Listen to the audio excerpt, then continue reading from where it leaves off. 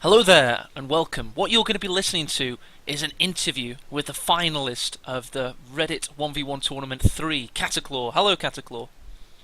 Hello there, everybody.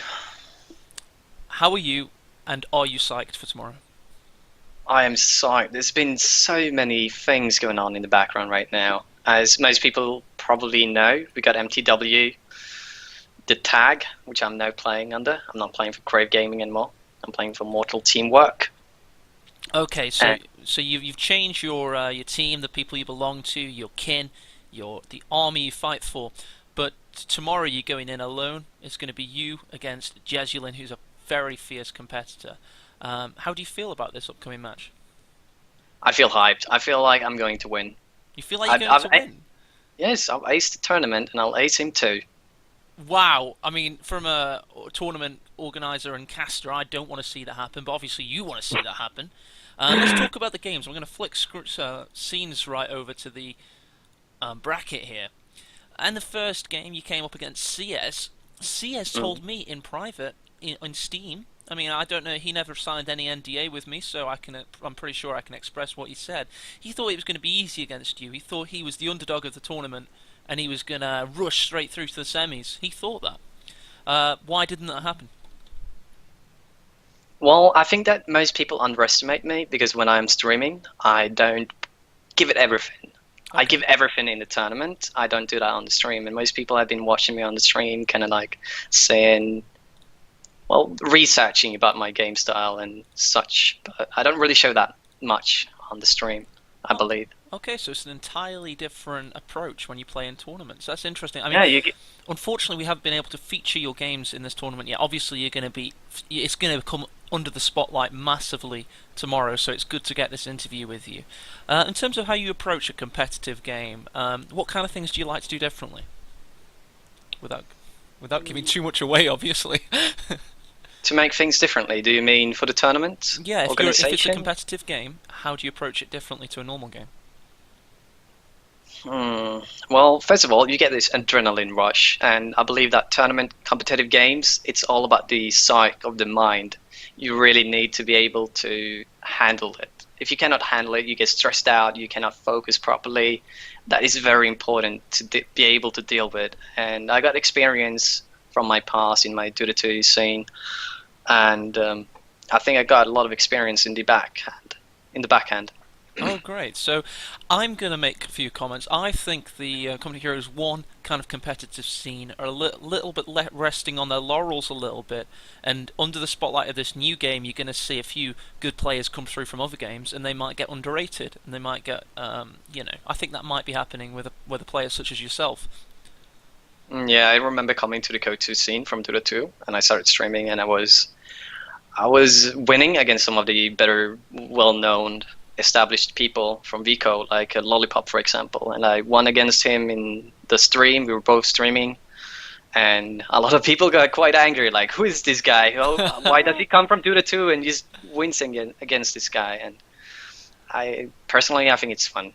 It is very fun, and it's interesting because Company Heroes 2, you have to play from the beginning, and you have to keep playing. Otherwise, the meta game will just evolve, and if you're a Company Heroes 1 player, it's not going to be the same game. It might end up being, it's becoming a really good balanced game in my opinion, and a fun game too. But you're not going to be able to play it if you don't keep at it and keep the faith, you know. And Yeah, Dota it's very. You need to practice all the time because every patch the meta game changes severely. Yeah, and then these Dota 2 players will just come in and then they'll be beating you live on stream and won't know what's happening. Um, okay, so that was Ciez. You just seemed to take him. You surprised him. He never caught his breath. He never managed to fully get into the match, and you found yourself in the semi-final against Sturm Tigers Yap. How did that go? Yeah. Well, it was the same deal there. I had some people sneaking around, and apparently people were thinking that Giap was going to beat me very easily, but I believe I showed them wrong. Yeah, you showed him wrong. How did you find the maps you were playing on? Did you like the Kolodny Firma summer to winter dynamic? Did you do well on that map against them? Those are my favorite maps, definitely. Yeah, I I feel very confident on playing those maps. How about this crossing in the woods that we're going to play on tomorrow for games 1 and 2? Yeah, I'm gonna be practicing on that map in that case. Yeah, you've got to, man. Because well, good news is coming here as one players. It's not one of their maps. It was, well, it is. It kind of. It came in towards the end of that game, but it was like a custom map. Now it's an official map, and it's going to be interesting to see how it plays. It's going to be a live stream observer mode game, thanks to Jan 252, a coder of code2.org. I'm just announcing this for the stream, Cat. I don't. Interestingly enough, we're all going to be present at the exact same time, playing the game live, and it's going to be the stakes are going to be high. I wish you all the best of luck, Cataclaw. I think whatever happens, I think it'll be a fantastic game. I think overall it's easy to say you were the dark horse of the tournament.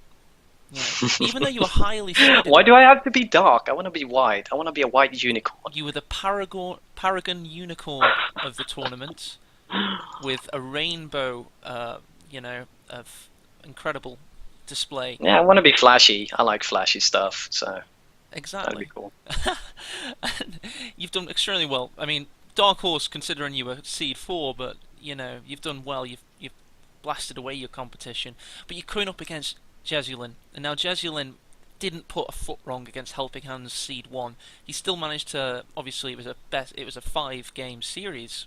But this guy was formidable. He was moving constantly. Everything, all of his decisions on paper were the correct decisions. It was just like Helping Hands managed to out-micro him a few times in the third and fourth games and pretty much clung on for dear life, I'm going to be honest. Do you not think that this guy's going to pose a threat? Mm, well, as we saw in Han's stream, he was clinging on a lot, and that made him win the game. He has a very good. He just keeps on doing, like, he keeps on pressuring all the time, but I think I have something in place for that. Okay, so you've got plenty of surprises in the store. And Yeah, I got some surprises up in my sleeve that I've been thinking about. in your bag of tricks. That's good. I mean, hopefully we see them. I mean, you've already taken advantage of the fact that this tournament enables any commander, any tactic, any strategy as possible. There's no limits on what players can do or what they can't do. You've already taken advantage of this. We saw some Tiger Ace action, and players weren't expecting it. And you just, I believe that happened against Ciez. He didn't even think. He was thinking this is a tournament, and then a Tiger Ace rolls into his base and demolishes him. Obviously, we've had a bit of a patch, so there's going to be a different tool set for you to use. I'm going to be excited to see what you come up with. But yeah, if you want to catch this game, you're probably watching this YouTube video from one of the articles either on Reddit or code2.org. Want to watch these games at 8 GMT, that's England time, tomorrow, Saturday, the 29th of February. It's going to be absolutely fantastic. Well, there's no 29th of February, by the way. It's the 1st of March. 1st of Yeah. March. Tomorrow, it's going to be great. It's going to be 100, I repeat, 100% live, no replays. It's all observer mode thanks to Jan252. Thank you for your time, Cataclaw. Yeah, thank you. May I have some last words? Of course. All right, I just want to make a shout out to the MTW crew. I've been working with them for like 3 days now, and it's been amazing. I also want to shout out my sponsor, Azo, and my fans. And that's it. Nice. See you guys in the finals. Nice. Great stuff. Thank you, Cataclaw.